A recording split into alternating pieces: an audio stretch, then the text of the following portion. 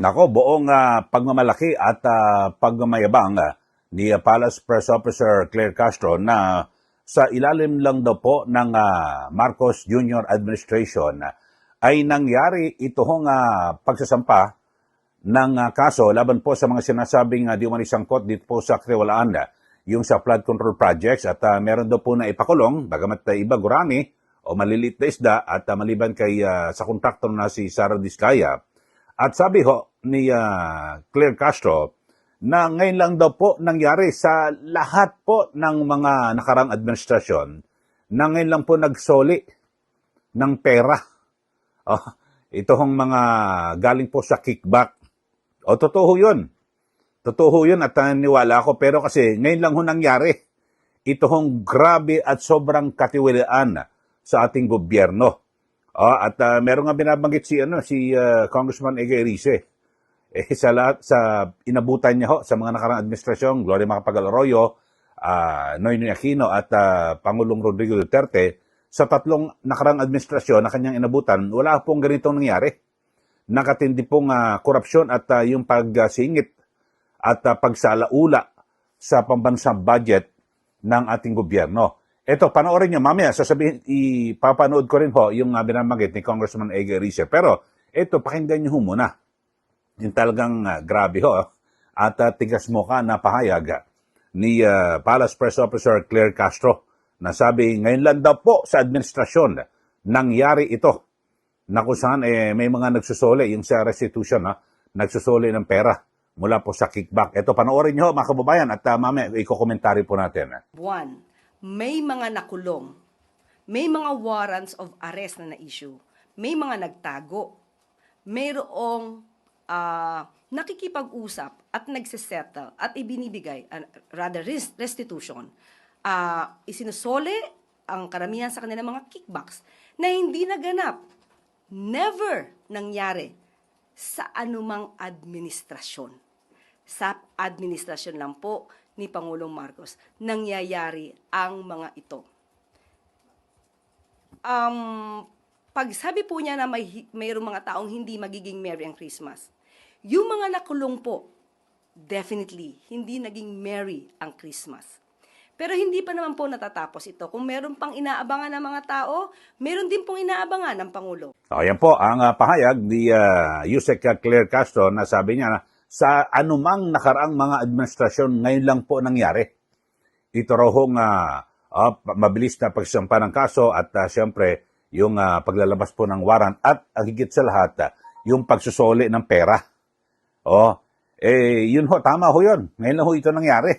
Dahil sa buong kasaysayan, ako sa tagal ko na rin po sa mainstream media, ngayon lang ho ako nakakita at nakasaksi ng ganito hong kagrabe, kalawak na korupsyon dito po sa ating gobyerno. Bilyon-bilyon, bariyang-bariya ang bilyon. Grabe ho, mga kababayan. At talagang napakatindi ho, di po ba? Na kung saan ay ang mga aligasyon talagang tatagos hanggang sa Malacanang biro nyo, may mga proyekto, ayon po mismo kay Senator Ping Lacson, may 5 miyembro ng gabinete, biro mo, agsisilbing proponent. Dati mga politiko lang ho Tapos ngayon, base po sa 2025 budget, yung pinakamalaki mga kongresista. Di po ba? Tapos may mga senador, biro mo, nasa ehekutibo, miyembro ng gabinete. Di ba? Dapat po talagang ito iimbestigahan. At bukod ho dyan, mga kababayan, sabi nga ho ni Claire Castro, ngayon lang daw po yung nangyari. Kayo ho, pabor ho kayo, di ba? At ako, talagang tama, ngayon lang nangyari. Na meron ho, biro mo, susoli ka ng kickback. Ano nangyari? Di absuelto na siya. Siguro, sa susunod tayo, magnakaw rin tayo ng bilyon-bilyon, tapos magsoli tayo ng konti. 100 million, okay na. Halimbawa, 1 billion nakawin. Tapos soli ka ng 100 million. May 900 million ka pa matitira. Sa iyong mga nanakaw. So yun po ang pwedeng maging perception at implikasyon nito, mga kababayan. Kayo ho, ano masasabi nyo rito? Ito, panoorin nyo ho, mga kababayan. At mas maganda kasi isa po ito sa mga otoridad. At nakaranas po na kung saan talagang nasaksihan personal ni Caloocan Congressman Ege Erice yung kung paano gumalaw yung proseso ho ng pagbabudget dito po sa ating gobyerno. Ito, panoorin nyo mga kababayan, yung interview kay Congressman Ege Erice ng Caloocan City at siya po ay Senior Minority Leader dyan po sa mababang kapulungan ng Kongreso. Ito po si Congressman Erice. Yan yung nangyari sa 3 taon dahil sa pagkagahama na magkaroon ng blood control projects. Sa halip na ponduhan yung mga importanteng foreign assisted projects, inilagay sa flood control. Kaya nga, unprecedented in the history of Congress na may napakalaking insertions, diversions at amendments na inabot sa 3 taon ng 1.45 trillion pesos. Hindi nangyayari yan sa anumang administrasyon. Mula sa pagkakatanda ko, yung inabutan ko, si GMA, nag-congressman ako noon, kay Pinoy, maski kay Presidente Duterte, na hindi ganyang kalalaki na pinakikialaman ng Kongreso. Ang sabi ko nga, ang term ko, sinasalaula ng Kongreso yung President's budget. Kaya lang hindi kumikibo yung Presidente at yung kanyang gabinete. O, yan po ang pahayag ni Kong Ege Erice na kung saan ay sabi niya sa administrasyon ni Gloria Macapagal Arroyo, Noyni Aquino, Pangulong Duterte, wala po, hindi po pinayagang makalusot yung talagang sobrang kalikot ho ng budget at napakarami po ng mga insertion, yung mga singitan. Wala po nangyari. Ngayon lang daw ho, sa ilalim po ng Marcos Jr. Administration, ito hong matindi ho at ang tawag niya nga ho yung pagsalaula sa pondo ng bayan, sa budget ho, mga kababayan. Yun ho ang sinasabi. Kasi siya mismo, nakaranas ho si Congressman Ege Erice na kung saan siya ho'y naging kongresista sa ilalim ng nakaraang mga administrasyon. May otoridad ho siya at may kay na magsalita patungkol po rito, di po ba? So, yun ho. Pero bagamat ang sinasabi ho ngayon ng Malacanang, sa ngayon may tuturing na ito raw po ay isa po sa pinakamalinis na budget daw po. Ito hong 2026 budget. Sabi po yan ng administrasyon at particular, ito pong si Yusek Claire Castro. Sabi niya, ito raw po ang isa sa pinakamalinis. So, yung kanilang paniniwala ho, mga kababayan, malinis daw ho na budget at wala raw pong hocus-pocus. Pero, dito ho, mga kababayan, ay ang opisina po ni Pangulong Marcos Jr., yung Office of the President, ay merong 4.5 billion pesos ng confidential at intelligence funds para po sa 2026 national budget. At ayon po kay Executive Secretary Ralph Recto, hindi nabawasan ang intel at confidential funds ng Office of the President kumpara noong nakarang taon. Sa kabila ng panawagan ng publiko na bawasan yung mga secret na funds. Yun po. Bayan. So, laki pala, no? Samantala, at ayon po sa Department of Budget and Management, kay Acting Secretary Rolando Toledo, aabot po sa 11.8 billion pesos ang kabuang confidential at intelligence funds sa ilalim po ng 2026 General Appropriations Act o itong GAA 2026. Yun ho, mga kababayan, kayo ho, ano masasabi niyo rito? So, ito ba, kayo ba naniniwala na ito na po ang pinakamalinis na budget? Siguro sa ilalim po ng Marcos administration, pero kung ikukumpara mo sa iba pang mga administrasyon, hindi ako naniniwala dahil sa nakapag-cover din ho ako, mga kababayan, ng mga nakarang administrasyon, sa aking pananaw, siguro, ito malinis sa ilalim ng administrasyon ng Marcos. 2023, 2024, 2025, pinakamatindi ho, mga kababayan. So, yan po. At si Pangulong Marcos Jr., yung kanyang bagong nilagdaan na 6.793 trillion 2026 national budget ay pinakamalinis at sabi niya, most scrutinized. Talagang nabusisi raw po ng gusto. At talagang tinignan daw ho yung plano ng paggastos ng pondo ng bayan. Ayon po yan kay Yusek Claire Castro. So, yun po ang sabi ho nila. Pero may mga kumikwestiyon ho eh. Bakit ho merong na isama sa halos sa 150 billion pesos sa unprogrammed appropriations. At ang sabi nga ho, isa ho dyan, si Congressman Ege Rice ay kanyang isasampaw yan sa Korte Suprema dahil sa yan daw po ay illegal at hindi po tugma at yan po ilabag sa ating saligang batas. Pero sabi naman po ng Malacanang, handa raw po silang idepensa yan sa Supreme Court. Ito hong anumang pagkontra at pagsasampa ng kaso laban po sa 2026 national budget. Yun po. At siyempre, pag idedepensa ho nila. Pero abangan ho natin kung ano ang magiging tugon ng gobyerno o ng Malacanang dito po sa isyong ito. At may binabanggit nga ho, ito pong si Senator Amy Marcos na ito hong 2026 General Appropriations Act na kung saan ay naapirmahan ng Pangulo ay punong-puno raw po ng pork barrel. At sinasabi niya talagang giniling at binaboy ang kanyang bansag.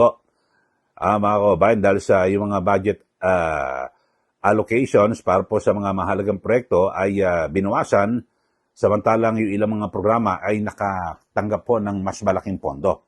So sabi, hindi patas. May mga malaking kaltas, may mga pondong biglang lumobo, so may mga programang dati zero o barya, ngayon jackpot ang budget. So giniling ang budget para ang tao bula-bulahin. Pero tandaan, ang timbangan ng bayan hindi nagsisinungaling at ang pork, kahit gaano pa gilingin, baboy pa rin yan. Yan po ang pahayag naman ni Senator Amy Marcos. So talagang kasi ang Malacanang lang sasabi na yan po ay malinis. Pero sabi naman po ng ilang mga kritiko, hindi po, totoo. So pinakamainam mo talagang ito po ay dalin sa Korte Suprema at para magkaalaman kung talagang kung meron bang mali dito po sa pagbalangkas ng budget na ito. Pero meron akong nabasa at pahayag mula po sa Commission on Higher Education, mga kababayan, na kung saan ay ang sinasabi, dahil sa natanggal ho ng Pangulo yung binawasan yung pondo ho sa retirement at yung mga benepisyo para pag-hire ng mga bagong profesor sa mga state universities and colleges.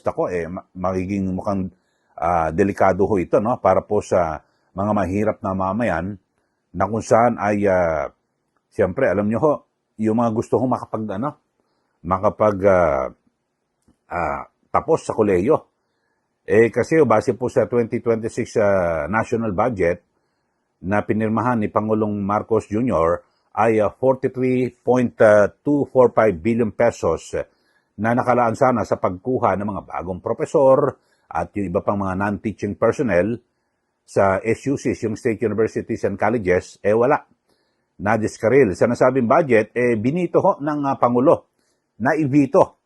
At dito ho, yung 10.77 billion para sa salary upgrades at 32.47 billion para sa retirement at terminal leave benefits.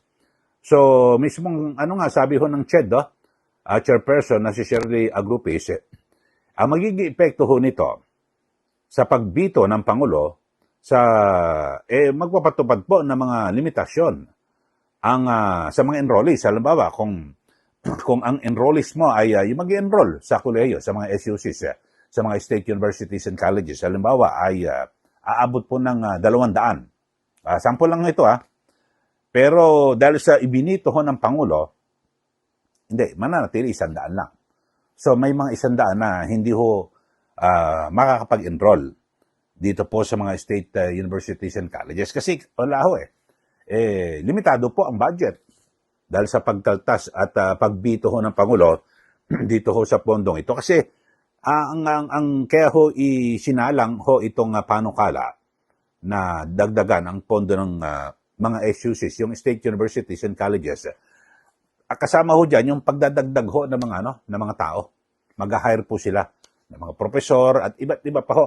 Kasi para maserbisyuhan po yung mas maraming estudyante na inaasahang, di ba, nagdanaiso na mag-aral po ng libre sa mga state universities and colleges kasi sinusubsidize ho yan ng ating gobyerno eh. Pero dahil sa ngayon nga, kapos ang budget, wala ho. Kung dati 100 lang, ito, sample lang ho ito Depende kasi yan. Halimbawa, o sabihin natin, mas malaki university. O halimbawa, kung 1,000 ho, ang dati, dahil sa kanilang panukalan, nadagdagan ng budget, gagawin ng 1,500 yung mga enrollees, mananatil, hindi, 1,000 kasi walang budget So, yun po mangyayari. Sana ho, kaya lang, wala na ho, napirma na ho ng Pangulo dapat ho talagang nabusisi ng gusto Kaya sabi nga ni Senator Amy Marcos may mga ahensya na dati wala ho, barya-barya lang, biglang lumobo. So parang hindi naging balance yung paglalaan ng budget ho rito. Kaya ho, ano masasabi niyo rito sa pinag-uusapan natin na may kinalaman dito po sa pambansang budget? At ang sabi ho, ito raw po yung pinakamalinis. At yung binambanggit ho ni Yuse Claire Castro, ito ho yung mga yung sa ngayon lang daw sa ilalim ng Marcos Jr. administration nangyari yung pagbabalik po ng pera ng mga kickback ng ano-ano sa mga nakaraan wala rin po nangyari. Ako ang tugon ko no ho rito, oo, ngayon lang nangyari kasi yung ganitong kagarapal at grabing katiwalian sa ilalim po ng Marcos Jr. administration. Sa mga nakaraan, ako wala ho. May mga pakurot-kurot ho konti pero wala po hindi ganyang kalawak at katindi. Hindi ko sinasabing malinis yung mga nakarang administrasyon Meron din ho, pero ngayon mas grabe ho, di po ba? Base mo na rin yan sa mga nabunyag na mga issue na may kinalaman sa pandarambong sa pondo ng bayan. Okay, magbigay na po kayo ng comment dito po sa ating channel at sa mga bago lang po, subscribe na po kayo. Huwag nyo rin po kalimutan na i-like at i-share. Maraming salamat. Muli, ito po si Ka Eli. Magandang araw po sa ating lahat.